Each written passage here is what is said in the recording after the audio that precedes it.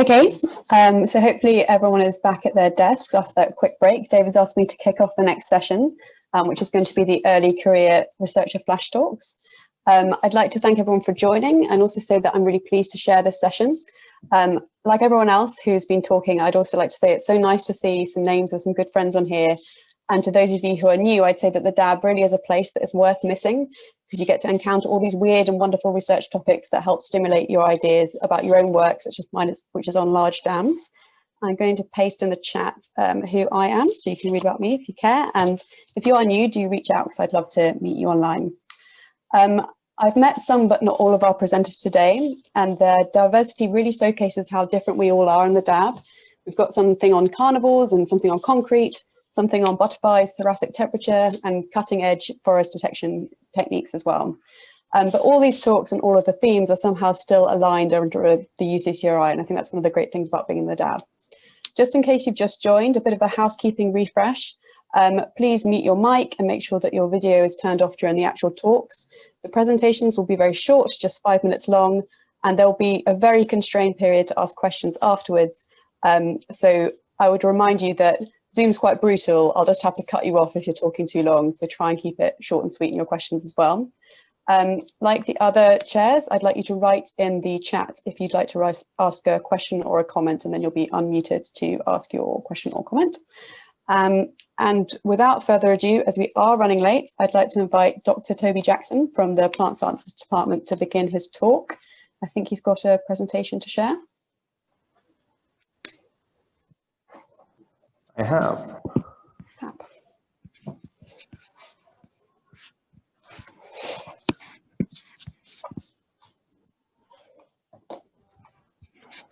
Okay.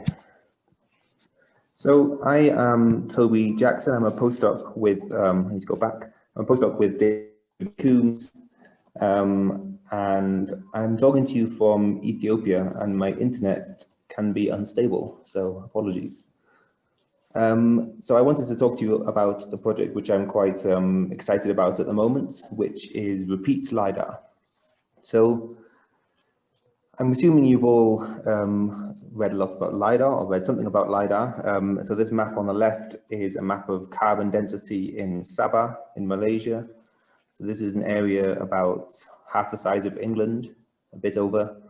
And it's basically a map of how much carbon the forests are storing. And what's really good about this map is that we can distinguish the really high dense carbon areas from the medium density carbon areas, which you can't do from most satellites. So that's what's really good about LiDAR. But the next cool thing is going to be repeat LiDAR, and that's going to be very useful for forest ecology in the future. So this on the right here is a slice through some LiDAR data, and the data in green was collected also in Sabah in 2013, and the data in pink is from 2020. This is just a screenshot of some data which I'm waiting to receive and excited about playing with. And what you can see is that over the 7 years, this tree has grown quite a lot. This tree is about 60 meters tall. And so it's grown by a few meters, the pink. And then also you can see on the sides, there's green areas which have disappeared. So some things have disappeared in the intervening time. So the good thing about repeat LiDAR is that we can see the changes and therefore the processes which are going on. So jumping over to the other side of the world, here's some data for French Guiana, a plot called Nurag, and we have 28 square kilometers of LiDAR data here. So if you just look at the top left, the 2016 data, this is just a top-down view here. And so you can see the trees from above. And if you can see my cursor, there's a tree here, which then in 2019 has disappeared. So again, you can see changes. And then in this one here, the blue stuff is the trees growing up, and the red stuff is the trees disappearing. So it's great in terms of studying changes over time. And we can do that spatially like this. We can average over certain areas and look at spatial statistics. But what would be really cool is if we can look at changes at the individual tree level, and that would help us a lot to understand the mechanisms which are going on. So this is what I've attempted to do here with some caveats. And so essentially on the left are trees growing. So the axis on the left here is the original height of these trees. So these were short trees in 2016, and you can see their crown diameter. And these ones, the color here is how much carbon they've gained between 2016 and 2019. And then the same on the right for trees which have died.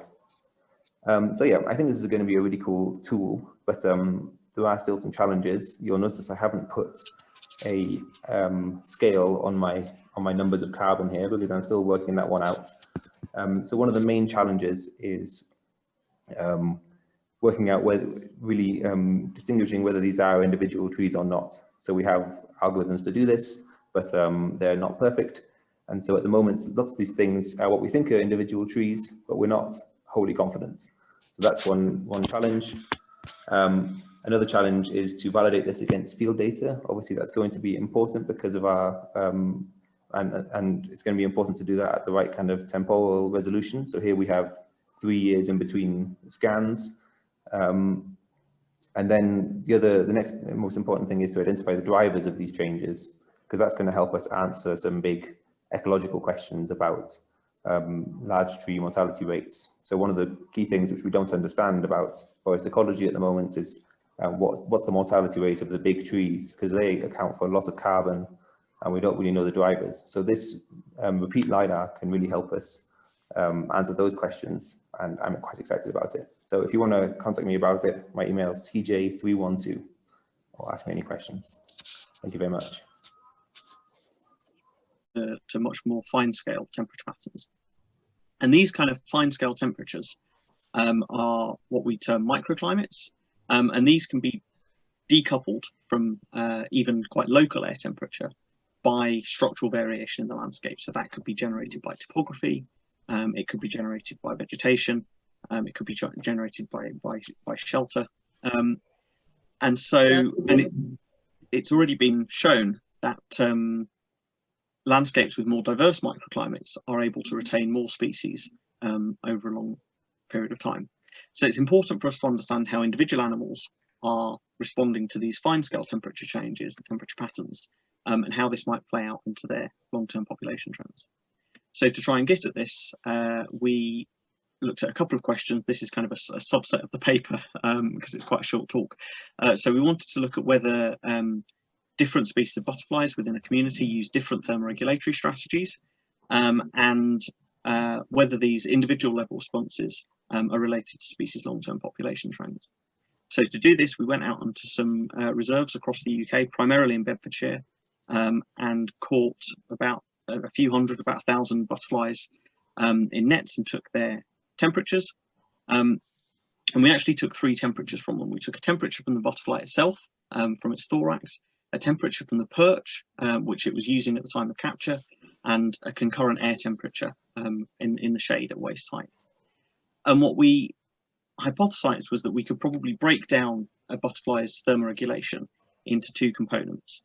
So one would be that a butterfly could choose to use a microclimate, which is a different temperature from the surrounding air temperature. And we measured this by taking the temperature of the butterfly's perch and subtracting the surrounding air temperature to see what difference the butterfly was getting from that. And secondly, we hypothesized that they would use behavioral thermoregulation. So this would be angling their wings perhaps to warm themselves up or cool themselves down. And so to get a measure on this would be taking them to a different temperature beyond their perch temperature. So we measured their thoracic temperature and subtracted their perch temperature.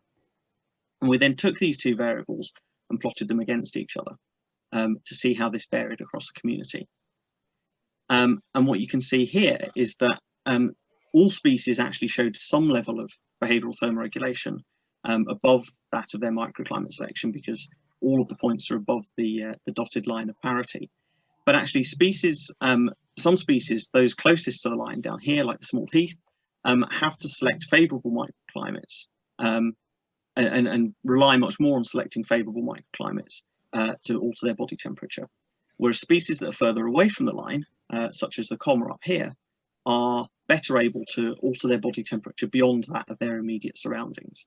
So we might term these second group of species, including the comma, as thermal generalists, because they're relatively robust to changes in their temperature, in the temperature of their environment. and the species like the small heath as thermal specialists because they're quite sensitive and dependent on the temperature of their environment. So we then wanted to see whether these individual level responses related to population trends. So we calculated the difference between the behavioural thermoregulation and microclimate selection, that's on the x-axis, and plotted this against the long-term population trends from the UK butterfly monitoring scheme. And what we found was that these two things were significantly associated. So species that were more reliant on microclimate selection have suffered greater population declines over the last 40 years. So to put that in context, we've got the small heath that I showed you before, just down here, compared to the comma, which is up here, which is doing quite well.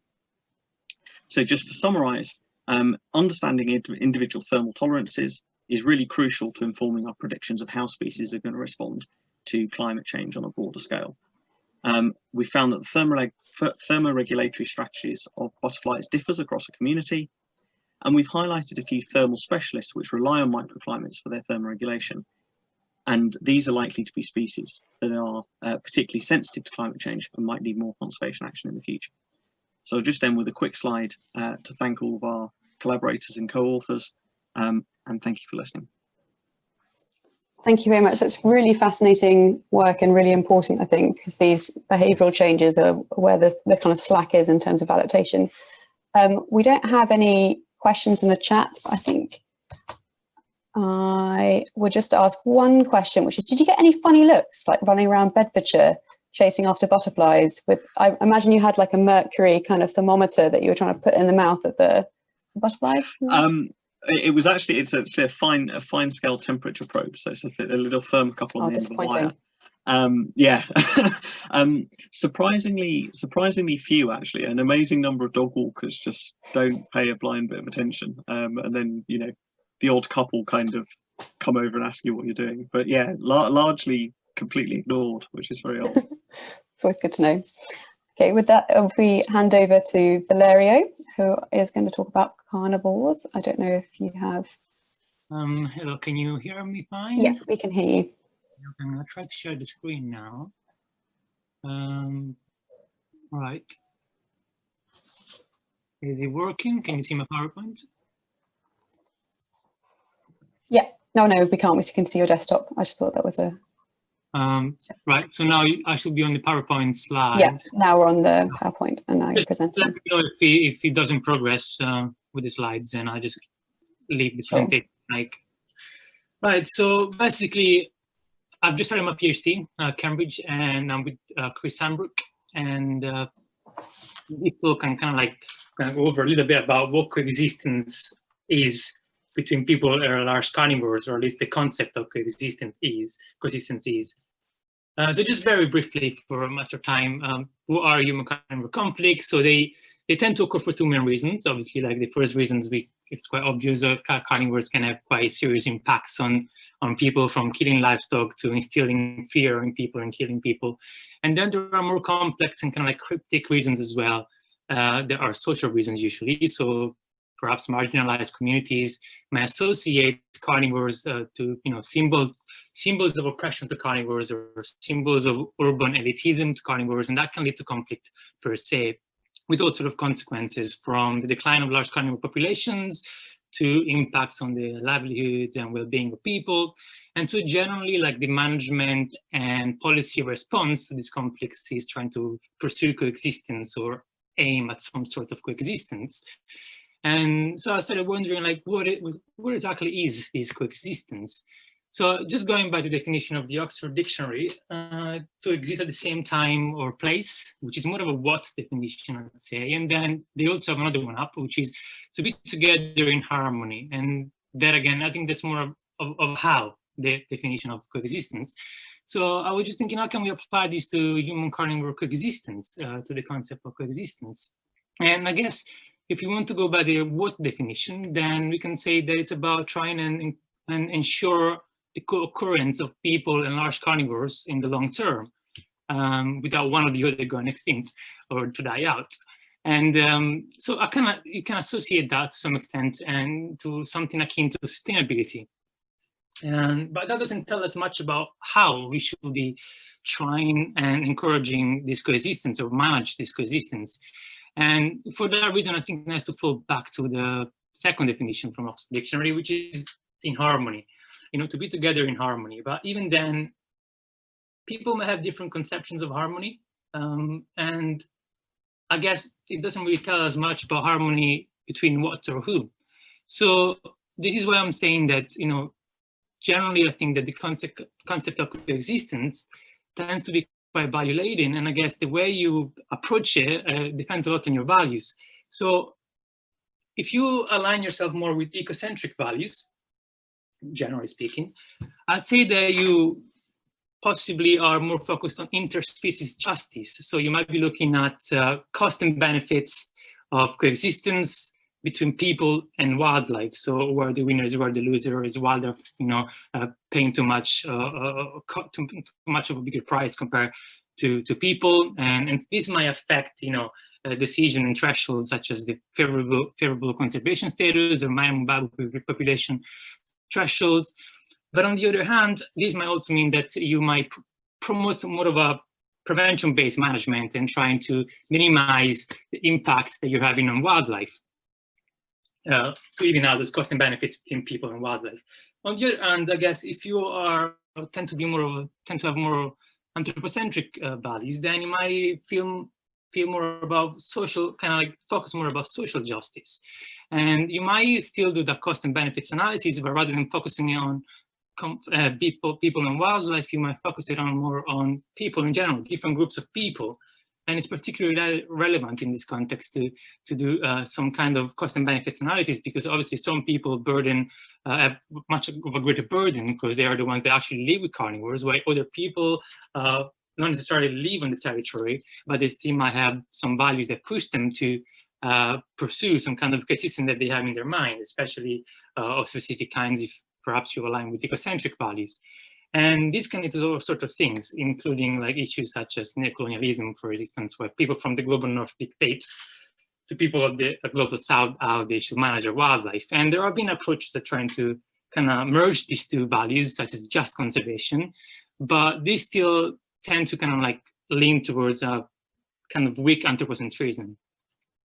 So just concluding, I think that a lot of coexistence comes down to our own values, and I think it is crucial to understand and acknowledge this value plurality out there, to better understand them and also scrutinize power relation and power dynamics to try and figure out whose ideals of existence is it the management is pursuing. Is it just because they're in a position of power that we're pursuing those kind of ideals?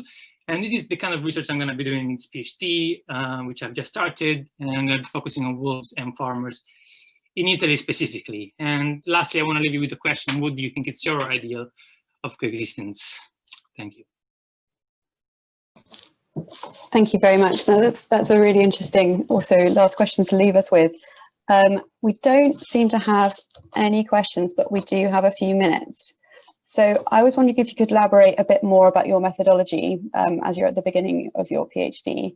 Especially around how you might determine power relations, and whether you were talking about power relations between humans, non-humans, or between humans with respect to power relations.